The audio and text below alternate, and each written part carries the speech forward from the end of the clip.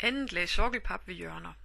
Ved hjørner udføres det andet lag sokkelpap af et passtykke, der skal sikre, at de 2 nederste skifter af bagmuren i hjørnet som minimum er dækket.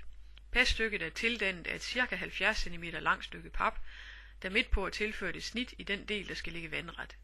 Snittets længde bestemmes af afstanden fra bagmuren til forkanten af soklen. Det er vigtigt at bemærke, at et længere snit kan give åbninger i den lodrette del af fugtspærren, og dermed give risiko for, at der kan ledes vand ind i bagmuren. Passtykket skrues eller klæbes op. Ved klæbning af det andet lag sokkelpap kan mursten med fordel anvendes til at holde pappen på plads, indtil klæberen er hærdet. De gennemgående baner sættes derefter op.